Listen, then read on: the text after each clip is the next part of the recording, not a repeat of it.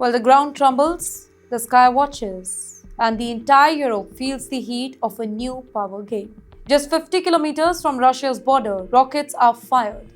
Not in war, but in message. A message that echoes far beyond Lithuania's coastline. Now picture this for a second.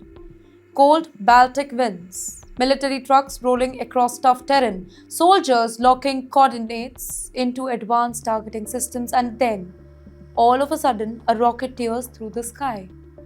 It was not random, not symbolic, precise, calculated, intentional.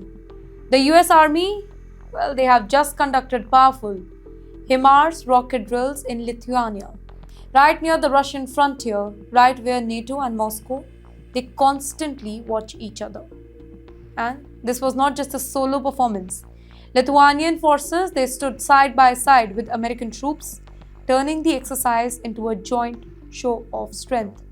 But here's where the story gets even bigger. This was not just about rockets. Across Eastern Europe, heavy Abrams battle tanks are moving. Deadly fighting vehicles, they are being deployed. Surveillance aircraft, they are scanning skies near Russian-controlled zones.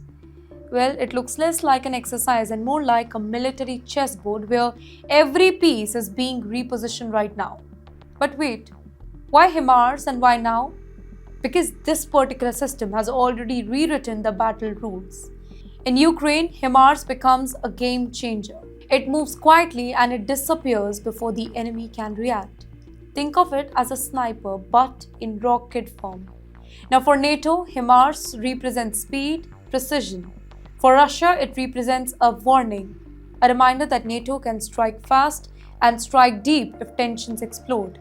And also the timing matters here. These drills come at a moment when old nuclear agreements between global powers are fading.